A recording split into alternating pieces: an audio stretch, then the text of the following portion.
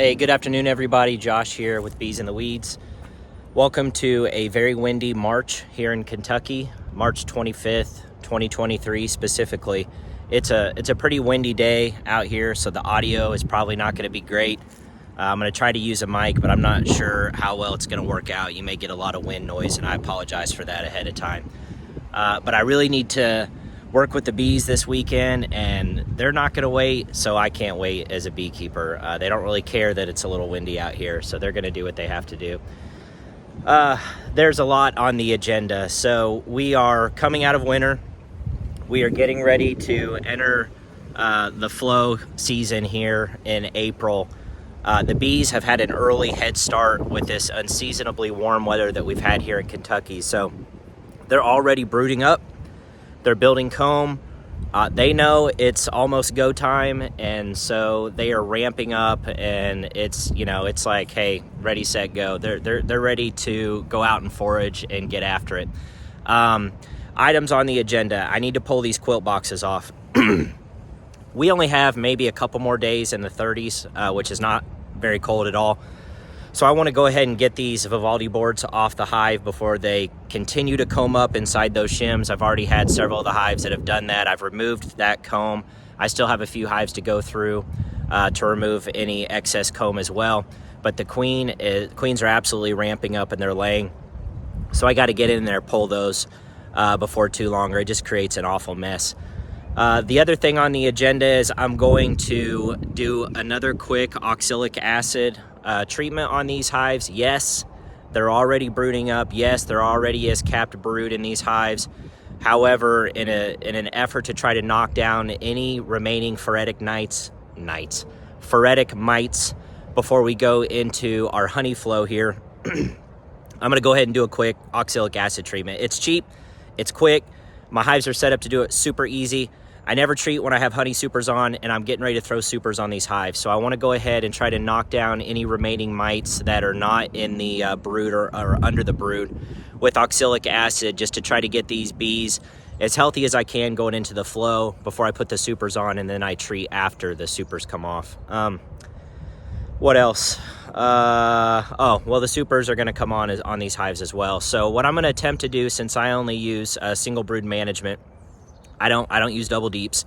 So what I'm going to attempt to do this season, which I've never done before, is, typically I put 2 supers on every hive right before the flow starts. I'm going to put 2 supers on every hive. However, I'm going to allow the queen to come up and lay into that bottom super.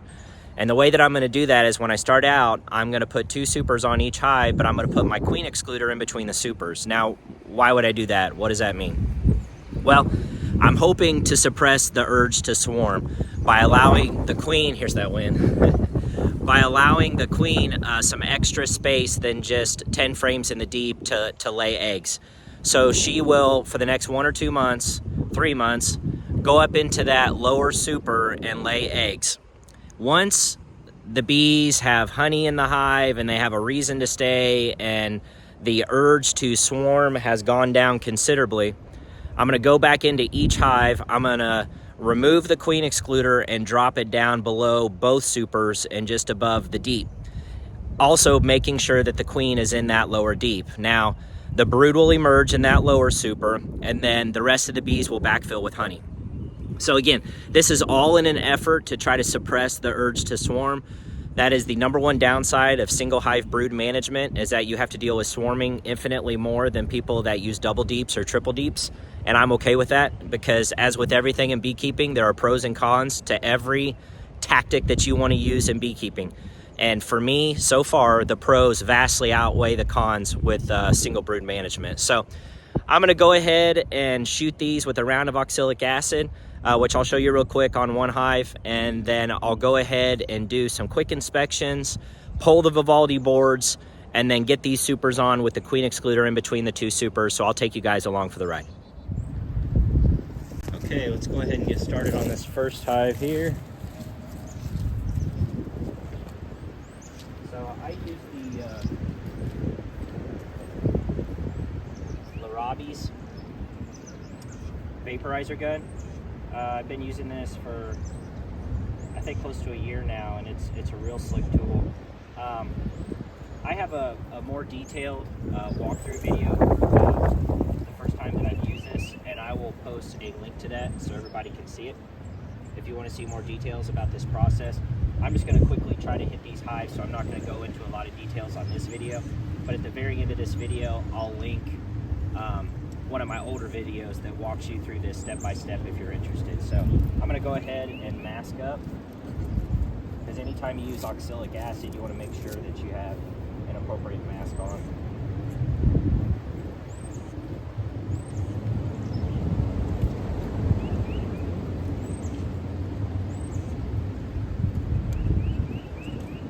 And you're probably not going to be able to hear me very well through this.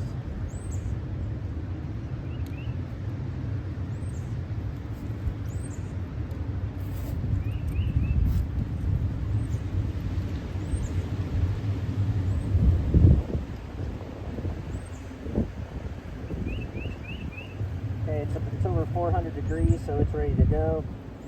I've got my oxalic acid in this little thimble. I shoot mine from the rear. I don't really worry about sealing up the front of the hive. There's only a small opening anyway. And then I've got the bottom sealed here with that IPM board. Let me go grab my towel real quick because I don't have enough on it.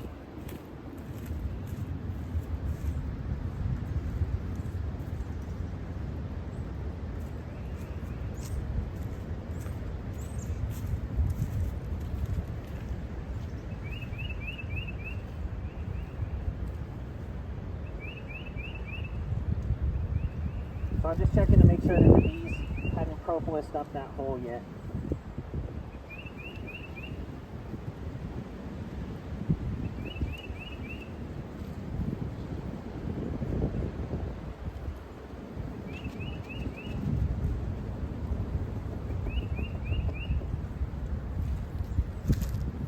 And you can already see the oxalic acid coming out of the back and the front of the hive.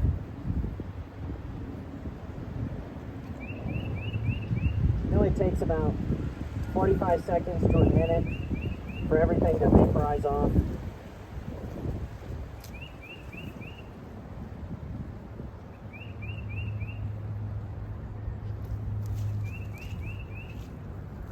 You see it coming out pretty good quick there.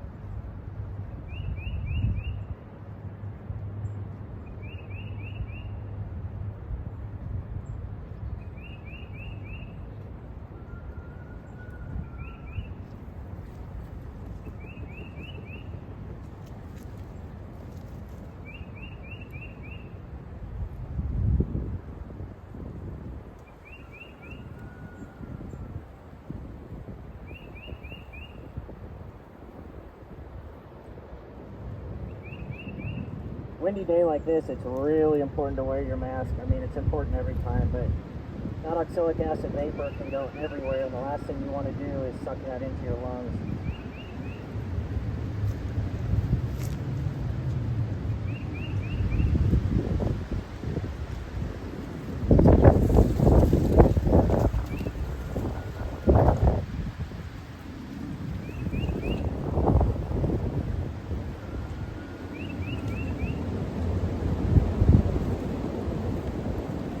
It. It's that quick and it's that easy, so on to the next one. All right, all of our oxalic acid treatments are complete. All the hives did fine with that. I will tell you, the girls are a little irritated today. Not every hive, but I don't know, they're just a little antsy, a little irritated. So what we're going to do on this hive and the rest of them, first thing is I'm going to remove the shims, remove the Vivaldi board. I'm going to do a quick inspection, and then I'm going to put 2 supers on this hive, and I'm going to put the queen excluder in between the 2 supers. Like I just explained, that's going to allow this queen to go ahead and come up and lay in that first super for the next 2 or 3 months to hopefully suppress the urge to swarm. If I open this up and there's already swarm cells in here, I may just go ahead and decide to put the queen excluder in between the supers and the deep, because the likelihood is that this hive is going to swarm anyway, and hopefully I'll just be able to capture it somewhere nearby. But let's go ahead and get started here. We'll see what we're looking at.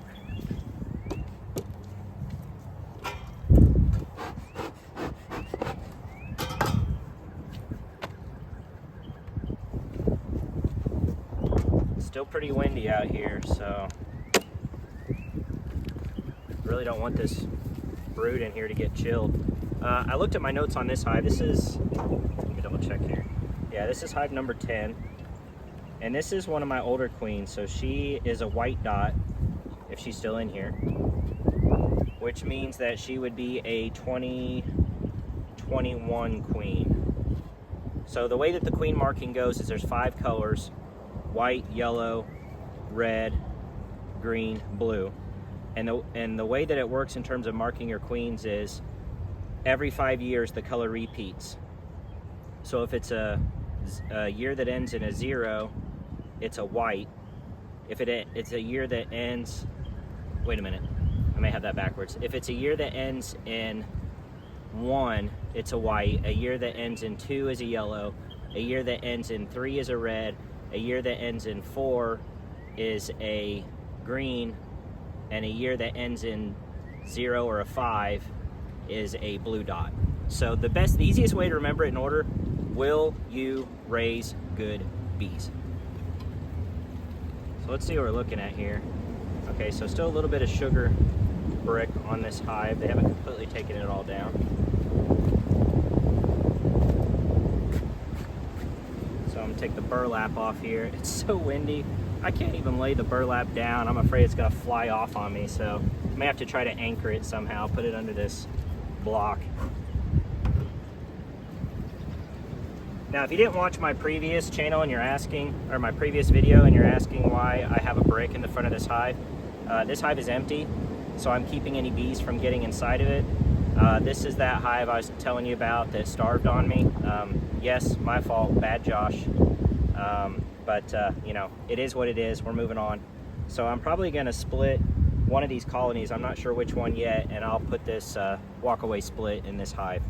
So I'm gonna go ahead, give these bees a little smoke.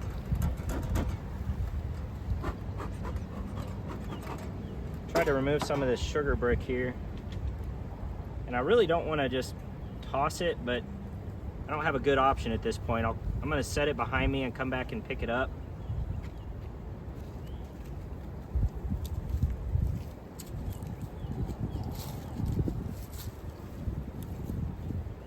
And I can already see that these bees have combed up in here as well. I'm gonna try to encourage them to go back down in the hive.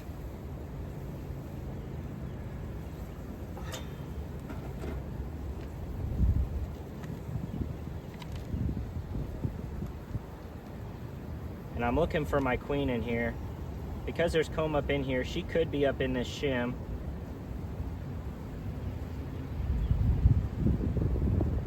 I don't see any eggs in the comb, so that's somewhat of a good side.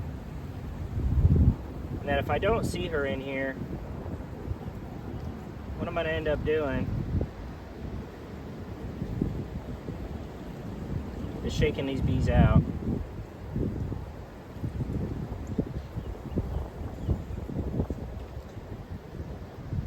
Yeah, and I don't see her in here.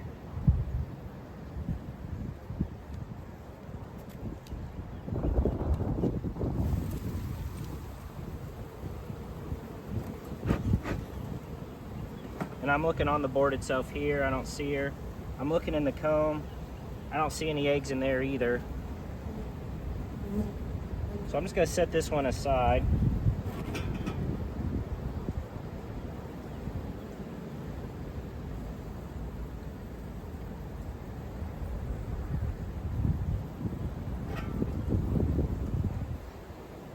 I had some, you know, you're always battling ants and other critters that love sugar. I had some ants in this other hive that I was trying to get out. So let's go ahead and open this hive here, see what we're looking at.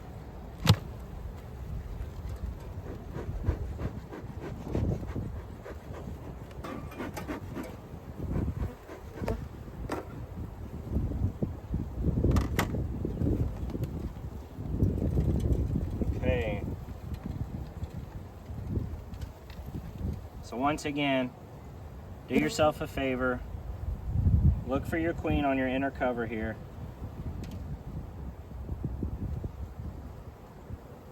And I'm looking in these cells and I do not see any eggs.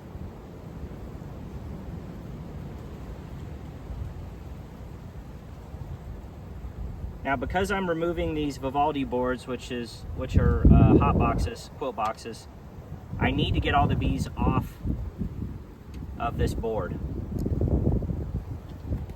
And again, I'm just really scanning for my queen, because the last thing you want to do is give her a shake and risk her dropping on the floor somewhere on the ground.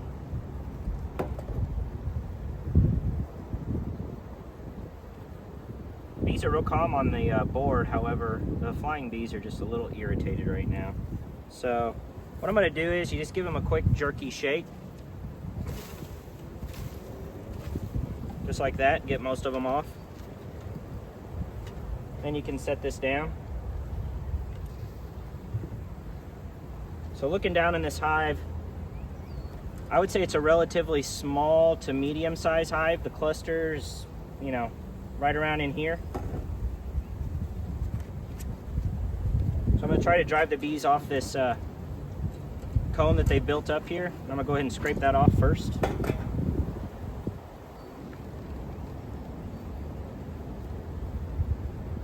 And don't just toss your comb to the side, to the ground.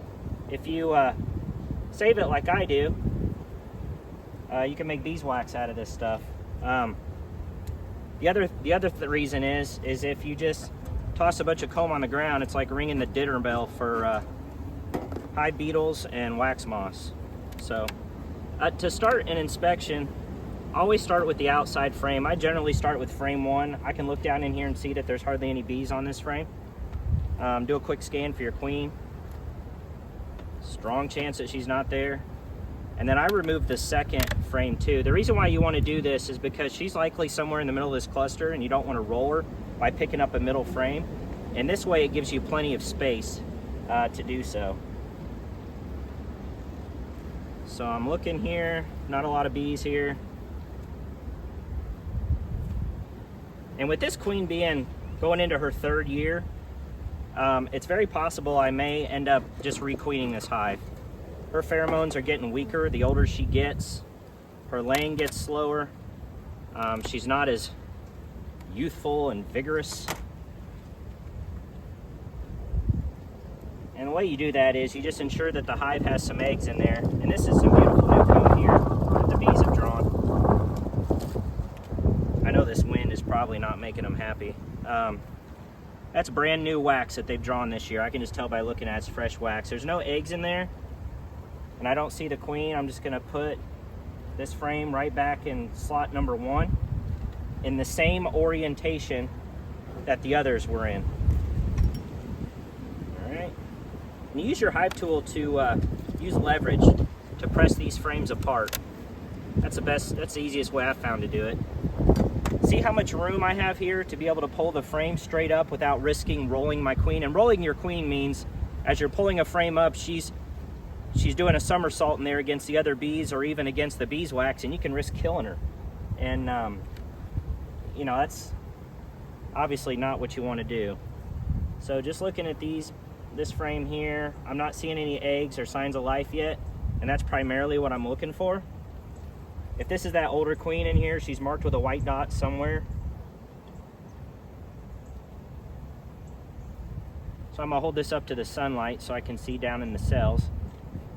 If you just breathe on the bees a little, your carbon dioxide makes them move out of the way.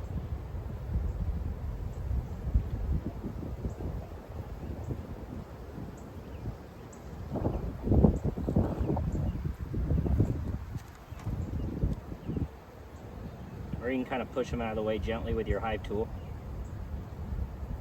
I'm not seeing anything on this frame, but again, I'm sorry if the frame isn't in the isn't in the screenshot. I've got the sun over my shoulder here, so I'm trying to look down in the cells. And now this frame is also empty, no food.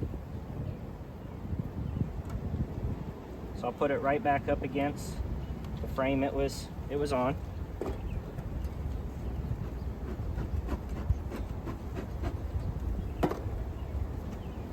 So I'm hoping to see something on this next frame.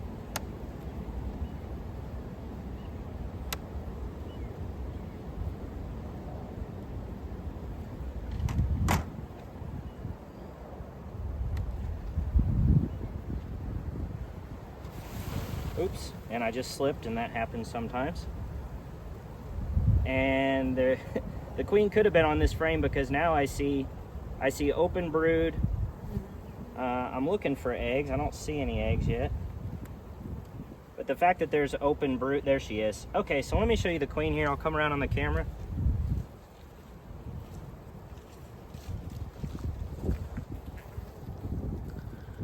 So she has a white dot on her right there. So hopefully you can see her crawling around in the middle of the screenshot there. So she's an older gal. Her wings aren't very tattered though. I mean, that's a good sign. I'm just looking down in the cells here, looking to see if I see any brood or eggs on this frame. So there's capped brood right there, so that's a good sign. There's some larvae. And do you see the little rice dots in the middle there? Those are fresh eggs. So the queen has just laid those within the past, I would say 2-3 days, I believe. I really need to memorize the life cycle of the worker bee. I don't have that memorized, which is, you know, I guess I should know that by now. So another shame on Josh. But there's our queen. She looks pretty good. Looks like she's about ready to lay right there. Let's see if we can watch her lay an egg here. She's going around checking the cells, looking for an open one. Looking for an open one. And the queens, by the way, hate sunlight, so I'm being very careful here. I don't want to lose her, even though she is an older one.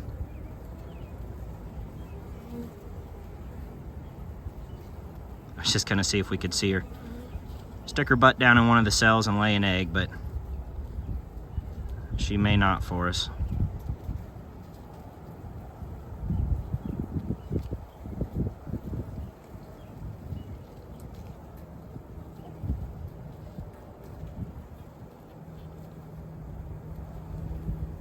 See the nurse bees that are tending to her?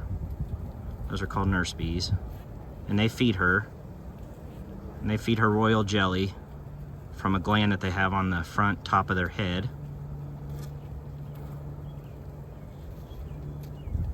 All right, well, she doesn't seem to be in any hurry. I'm gonna go ahead and put her back in the hive.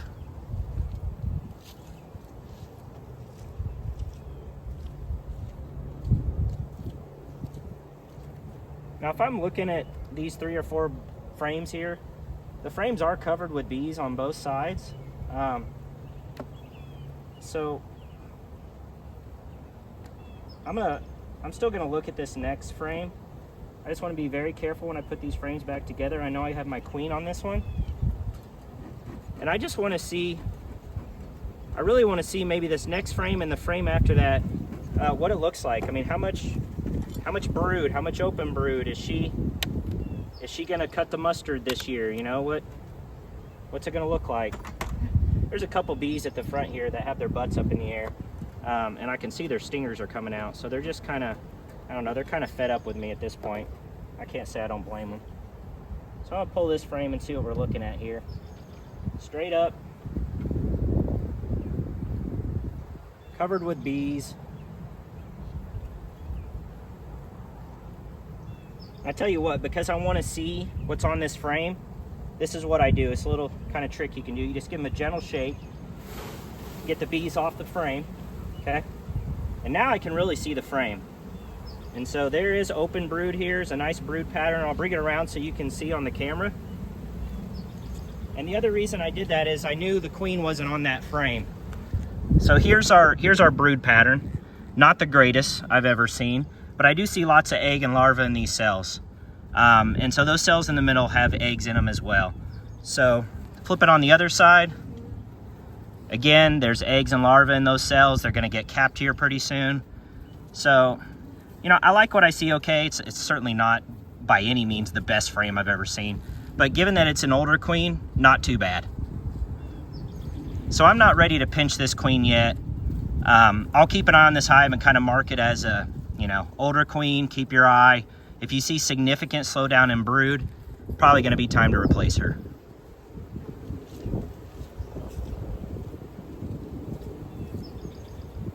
And that's really it. I've pretty much seen all I need to see in this hive. So what I'm going to do is I'm going to carefully push this frame back up against this one. Really paying attention to where the frames come together because I don't want to pinch my queen.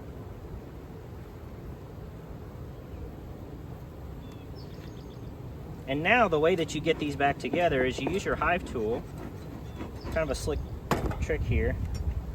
You use the flat part here, you stick it down and you use leverage to push all the frames at the same time.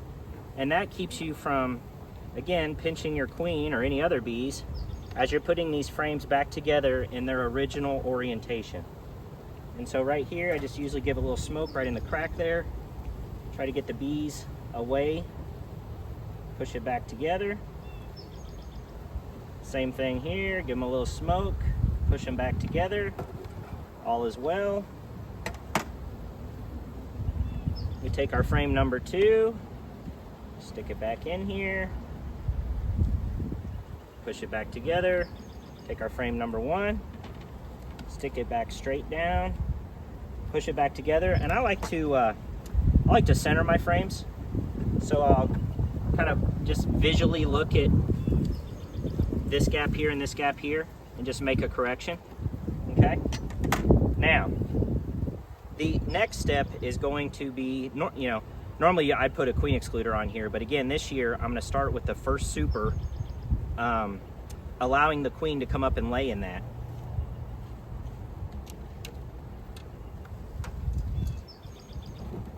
So I've got that here just off camera. So here's my first super. Now, because, let's see if I can coax these bees out of the way here. Okay. Now, because this is ultimately going to turn into honey when I'm done with it, I only have 9 super frames in here. And the reason I do that is because the bees, well, let me see if I can grab one with, okay, so here's one with some drawn comb on it. And you can see that they draw it out to just kind of the edge of the frame there if you're looking at it straight on from the camera. I want the wax to come out even further than this would. And the reason is when I go to harvest it and scrape off the cappings, it makes it so much easier when the bees draw the wax out that far. Well, they'll only do that if they have more space in the hive. So, of course, somebody came up with this real slick, handy little spacer tool that equally spaces 9 frames in a super instead of 10 frames in a super. And so this is my first year trying this, but I've talked to other beekeepers who swear by it. So all you do is you stick the 9 frames here, equally spaced, and then move the tool up and down, and that equally spaces these 9 frames across this 10 frame super. I mean, to a certain extent, it's not going to be perfect. Just like that. Okay? Now the bees will start to draw wax up here because the queen is going to come up and lay in here. There will be brood, the brood will hatch, it will emerge, but again, fingers crossed, this queen isn't going to want to swarm on me. Now I saw no swarm cells when I did that inspection. I looked at 4 or 5 frames, absolutely no signs of swarming.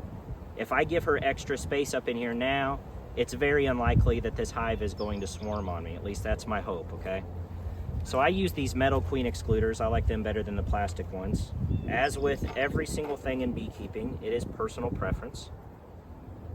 So I'm going to put the queen excluder here, and now, on top of that, I'm actually going to put a honey super.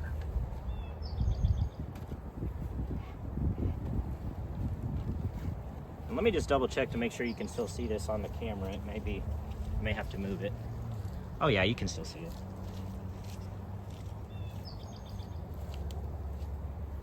Okay, so and this is going to be the same thing. Equally spread these. Now this, the queen will not be allowed to get up in here, and so this is only going to be immediately for honey. And the bees are going to draw. There is some drawn comb in here. Okay, just like that, drawn comb on both sides. And so that'll encourage these bees to start drawing I've got some newer frames on the outside, I think. I don't have, you know, 30 supers of drawn wax yet. So the bees will start to draw the comb here.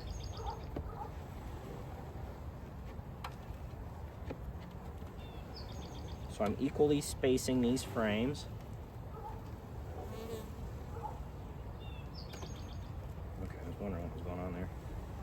So make sure you keep it pressed down when you're doing this. All right, well that looks pretty good.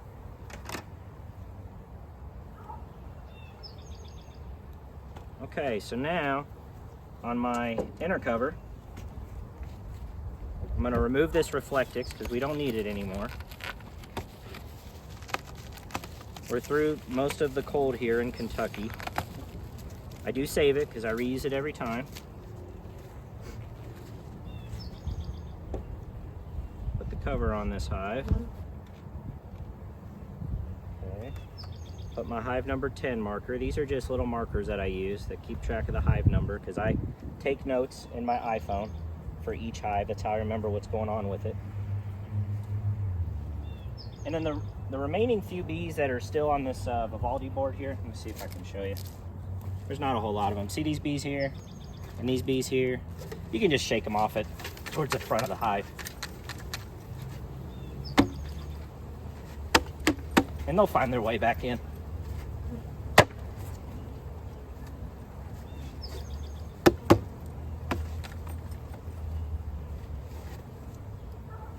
Now again, this burr comb, scrape that off and keep that.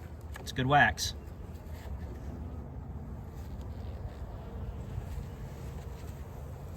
And that's what I'm gonna do next. It's my hive tool.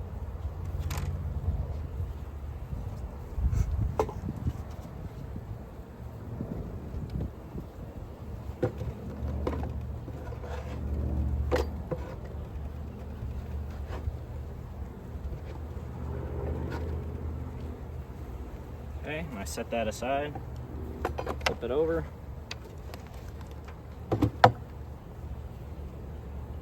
Again, there's no eggs in this. Even if there was, I'd be removing it.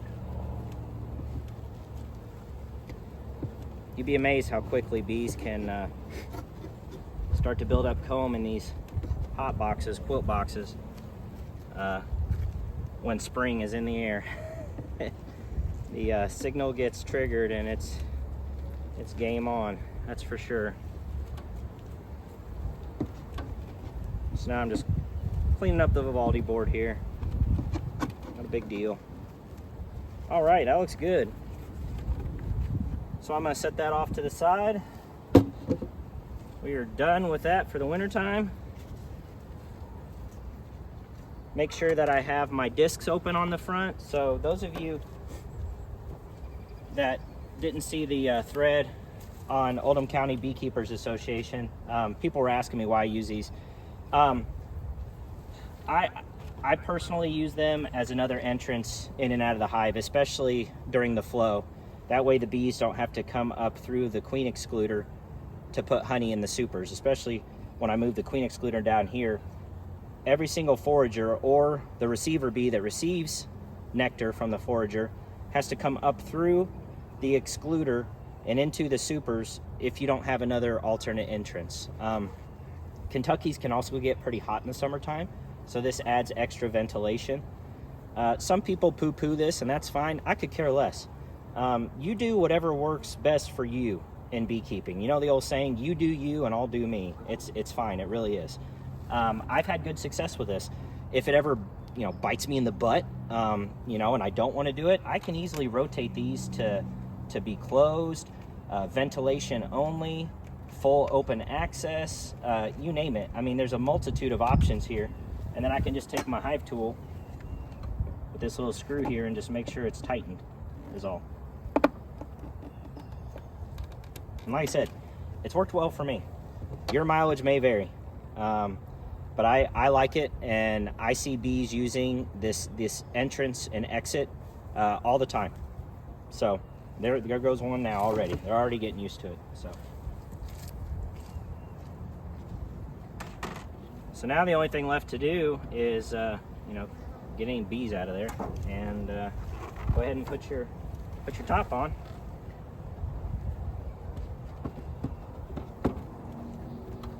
If these hives get too tall, I will strap them, but I don't know, knock on wood, I haven't had the unfortunate incident where your hive blows over in the wind.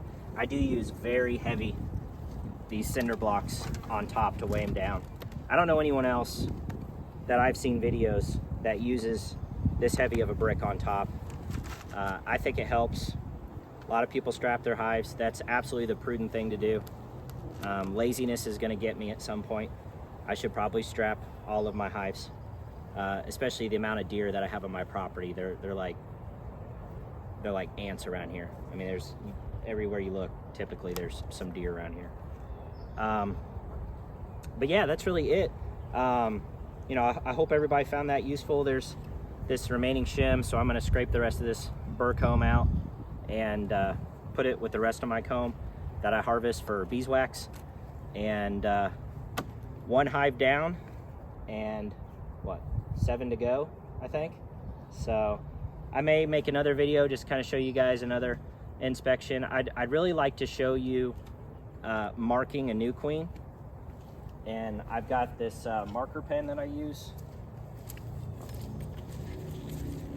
and this queen marking contraption that's pretty slick. I do have other videos, old videos out there you can probably find where I've marked a queen, but I'd like to show you during one of these inspections, if I find an unmarked queen, how I do that. So hopefully I'll get the opportunity to show you. And of course, with this being 2023, any new queens are going to be marked red. Our older queens are going to be marked yellow. And if their dot is fading, sometimes I grab them and I just give them a resurface on their dot with the same color that they had, obviously, because you want to keep track of how old your queens are. But yeah, that's it. I hope everybody enjoyed the video, and I'll see you guys on the next one.